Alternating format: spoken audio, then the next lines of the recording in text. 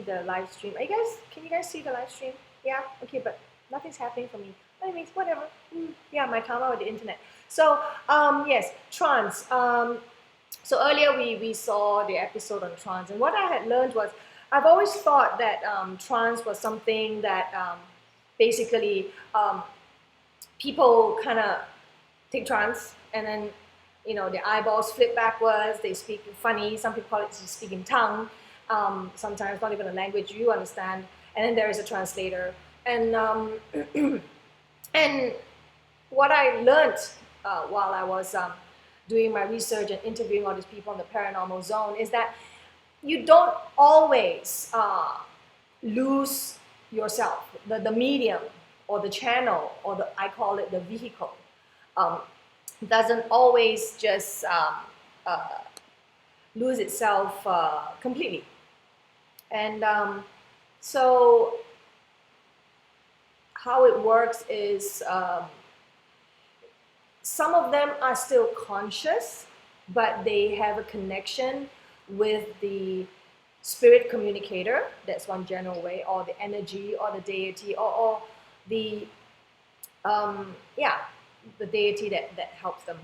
And then I have seen trances where the person or the medium channels and completely does not remember what took place. So I have been asked, like, how would you define trance?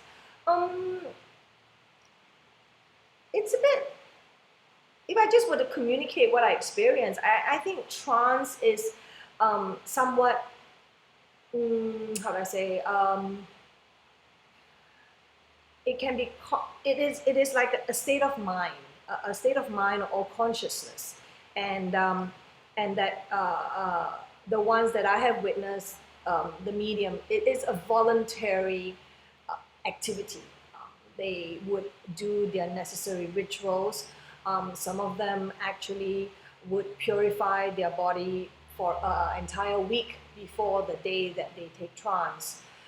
They take on, they do certain rituals and prayers daily. They eat vegetarian. They maintain a very strict diet, and they also maintain very strict discipline on what they do with their body, because they need to keep it very clean in order for the communicator or the energy or the deity to come in and communicate. But I've also seen sometimes there are people, I saw this a few years ago, even before the paranormal zone, and I was actually quite taken aback because it just happened involuntarily. This person just took trance of something, yeah. Then of course, like I mentioned earlier, there's some people who will not, the medium does not remember anything, and I think that would be something like an extreme dissociation. Therefore, resultantly, they have no memory or they don't recall what had taken place. So I basically, to try to put my thoughts into something more coherent,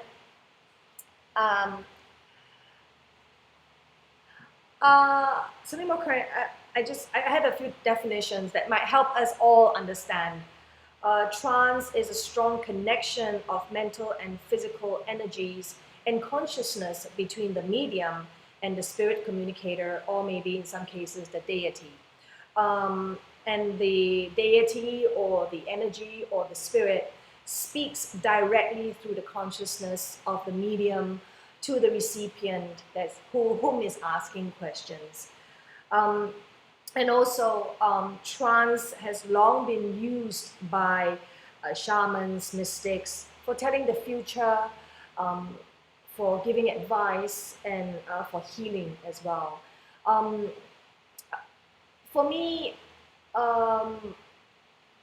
one of the more spectacular and meaningful trances I have seen is that of the oracle of Durga, which took place in Kachara Forest Retreat. I think it was beginning of this year or sometime end of last year. And it's really beautiful because the Durga comes and the oracle takes trance, and there is dance, there is advice, and It's just so powerful. Okay. Anyway, so going back to what else I have learned is that many people I've interviewed, they say that they do not lose consciousness and they're in complete control um, of uh, their consciousness. They're in complete control. So for those kind of trances, I have come to some kind of understanding, perhaps it's my personal conclusion, that um, they may have been practicing taking trance with the same deity um, for the longest time, and as such, the relationship has matured between the medium and the deity, whereby they don't need this deity to take complete control over them physically. Um, and also, there have been moments where it is necessary. For example, powerful Dharma protectors like Doje Shukden, when they come, they do take full control of the oracle. Let me see. What else?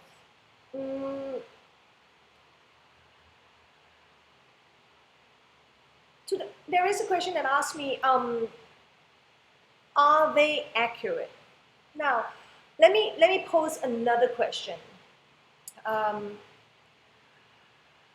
uh, First of all, why would we go and seize a medium to ask them to channel and take trance? Why would we do that?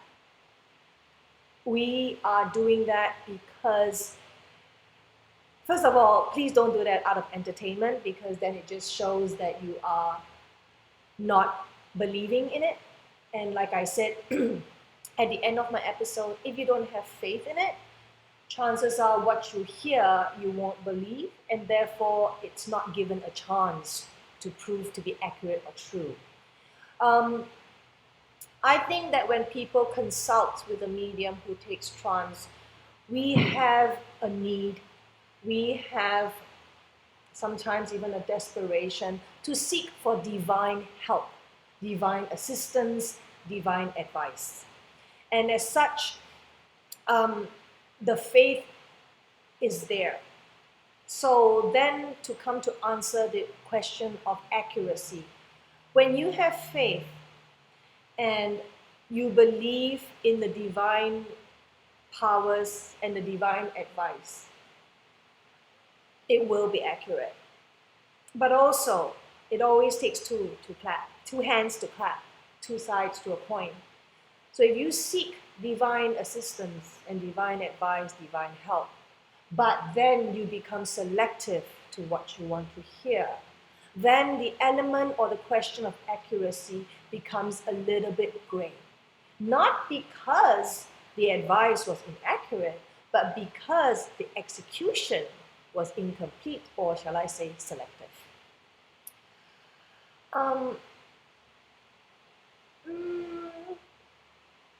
Similarly, trusting the answers comes from faith. And I strongly suggest, okay, I have seen trance myself, and I've seen powerful ones, very accurate ones, for myself personally.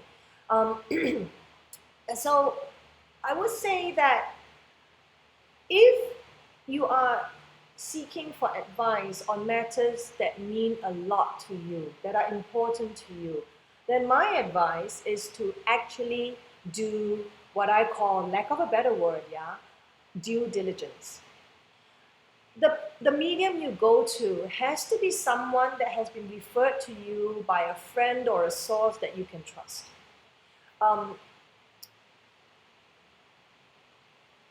Are there fake trances? Are there situations that are exploitative?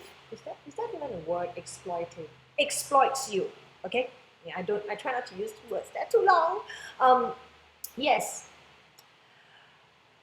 Spiritual faith, belief has been exploited.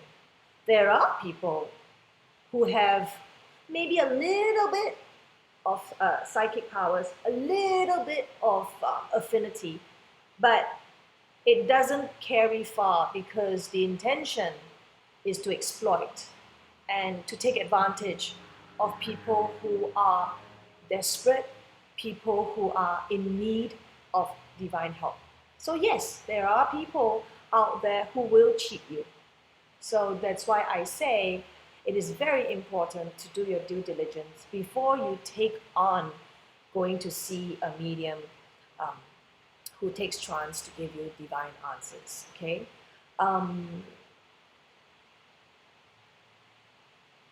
So therefore, that kind of leads to the fact that are there fake ones? Yes. How do you tell the difference? To be really practical, you go once, you go twice, and basically if you hear rubbish, then you don't believe in them, right?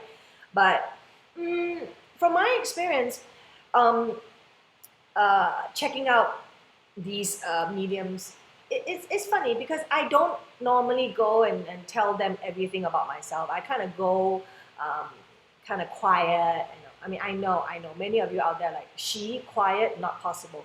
It's possible when you're investigating and checking people out. I can be quiet. So I don't expose everything. Oh no, no, no, no, no, no, no, no, I don't. So I kind of go quiet, and then when the trance starts taking place, they tell me things that they wouldn't have known, and no one else would have known. These are some of the things that will tell you instinctively whether you're in the right place and seeing the right person or the right medium.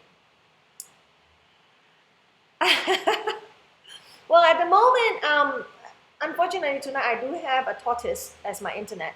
And actually right now I'm actually using my phone. So a little bit of commercial break. Thank you, Maxis, kind of, okay?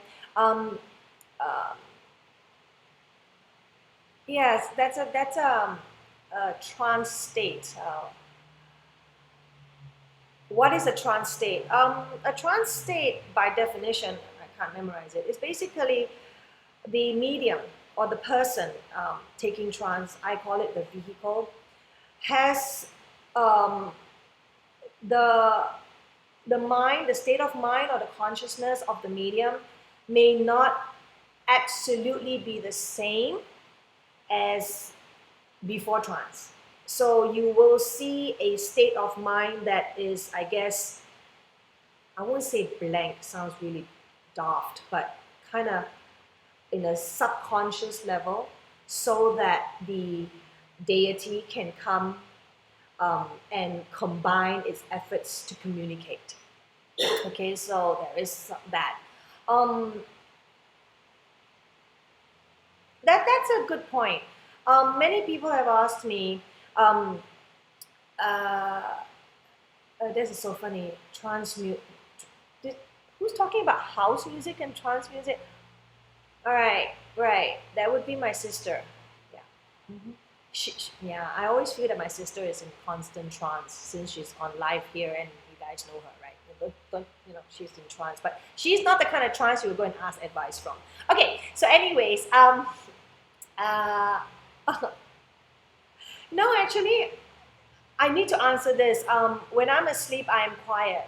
I've been told I talk in my sleep as well, so I'm really quite talented. Yeah. Right. Back to a very common question which is raised here: possession and trance. What's the difference? The method seems to be similar, right?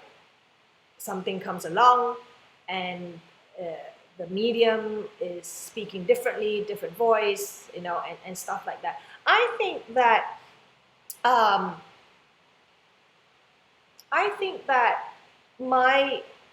how I have become, or how I have learned to differentiate, is that I kind of feel that a trance is somewhat positive, in the sense that there is faith, there is also religion, and there is a constant same deity that connects with the medium.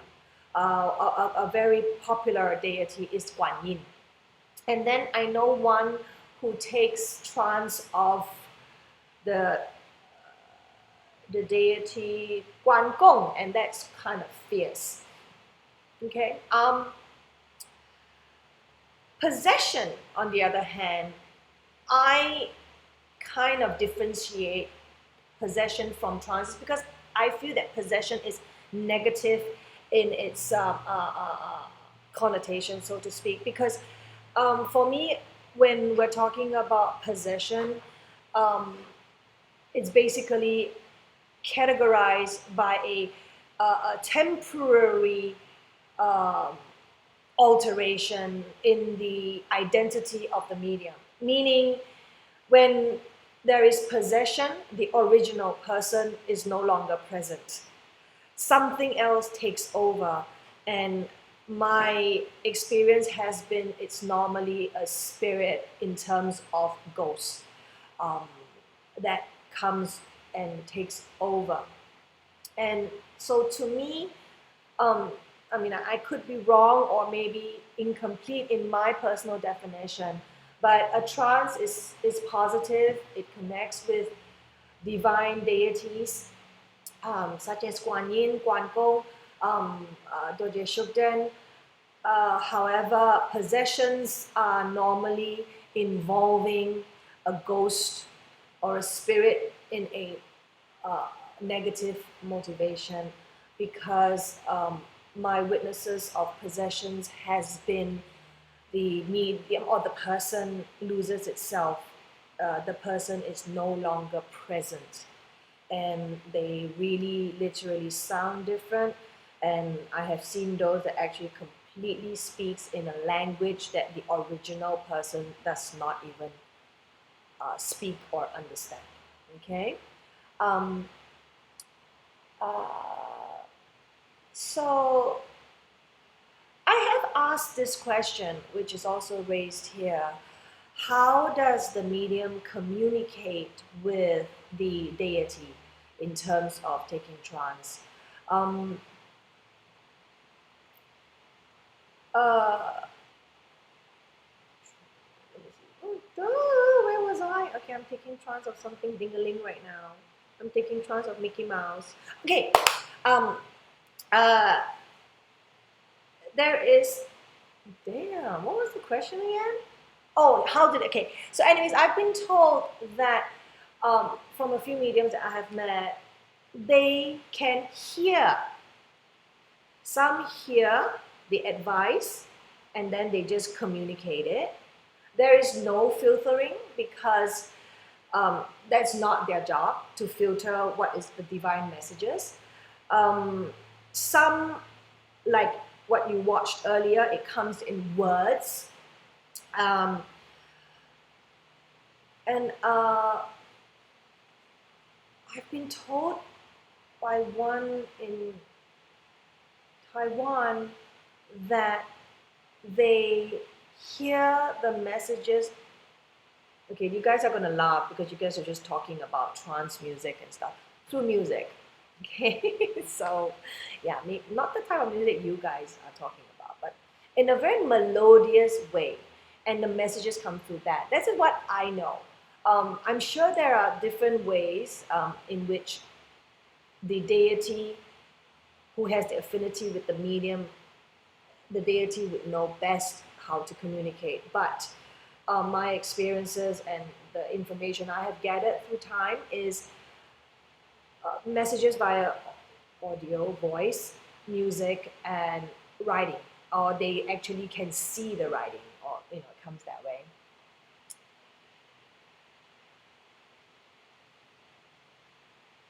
Is okay. One of the main, like I said earlier, trance is something that has been taken place years and years ago, and a lot of religions have it. They do have people take trance. And to answer your question, one of the things that people consult a medium who takes trance is for healing.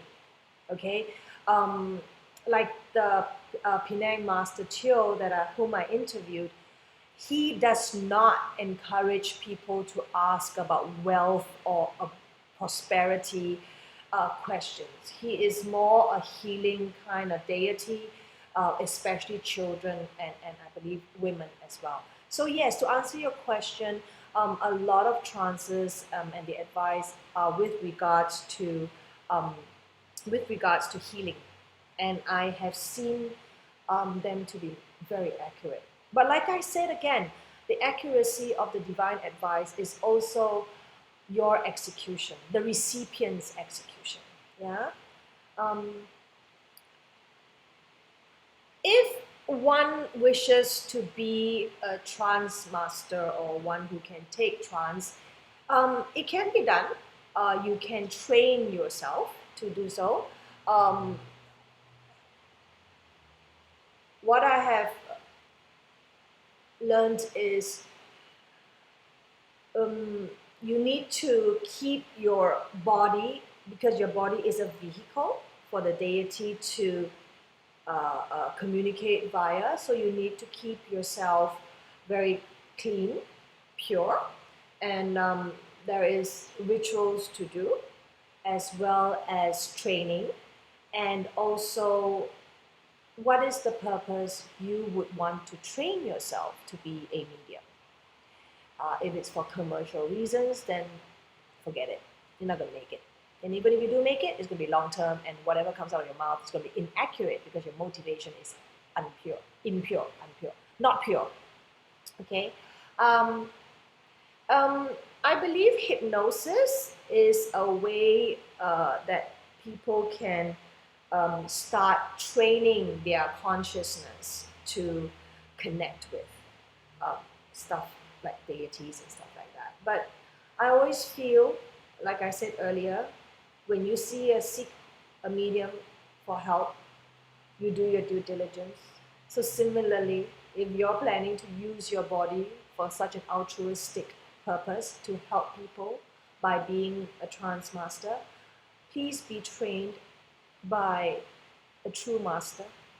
Please have faith, have a religion.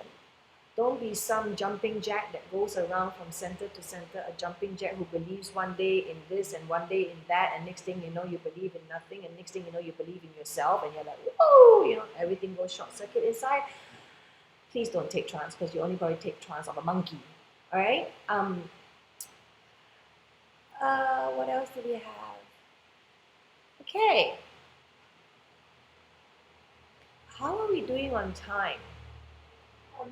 Oh, I have 4 more minutes. So are there any more questions, or should I just keep going and then talk myself to sleep and then start talking again in my sleep? Right. Okay. What else? So let me just recap a bit. I found it very intriguing, the one on automatic writing, where they actually wrote on the sand the advice. I thought it was the first time ever seeing it, and this place is actually in Ipoh. I found it pretty amazing, and the fact that it also communicated in English.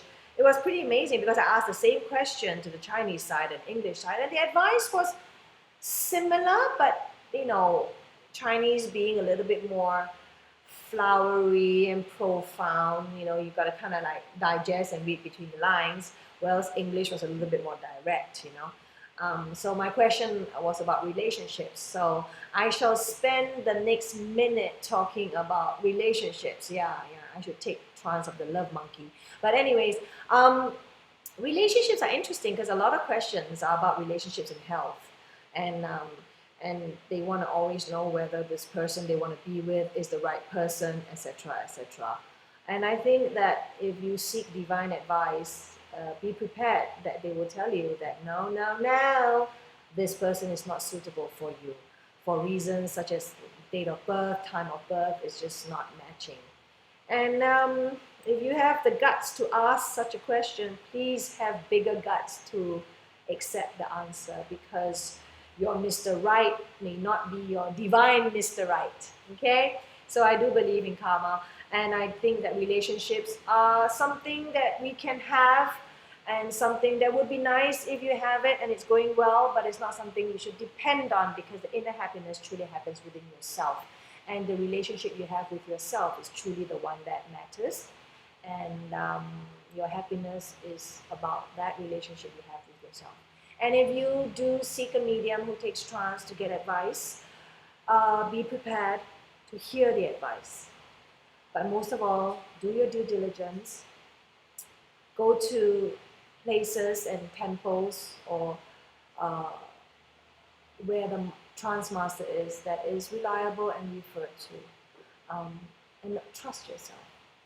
If you have faith in the divine and you want answers, then you also got to believe in your instinct that if you hear something that doesn't make sense, then it doesn't make sense. Don't push yourself to believe in something that just does not resonate with you. And at the same time, if it does resonate with you, you have to accept the divine advice in completion. Don't take it in bits and pieces and try to be your own little master. Because if you can seek help from the divine, then you have to trust what you hear. Okay, so on that note, thank you very much everybody for tuning in. I'm getting good at this live chat, except tonight. Last week was perfect, but tonight my internet took trance of a tortoise, and I'm actually using my phone, what do you call that, hotspot. Okay, and I'll be back again next Thursday. I can't remember what video we're gonna watch. Yeah, I know, right? Yeah, I'm taking trance of a ding dong right now. Anyway, just tattoos. Do you like tattoos? Do you have tattoos? Anyways, tattoos are not just something we can use as ourselves as a canvas. It's not art per se. It is artistic, but it's not just simply shallow and just color on your body. It's actually very meaningful. So next week we'll be watching the power of Sakyan, which is the tattoos people do in Thailand, and then we'll talk about it. Okay, so if you're interested in that, you better be, please. And I'll see you next week. Thursday, 9 p.m. Malaysian time would be the live streaming of the episode Power of Sakyan. And then 9:30, I come on like this and I ramble on and on and on and on. It'll be really nice if you tune in, then I don't look as though I'm rambling on and on by myself. Okay? Good night and thank you for tuning in. Bye.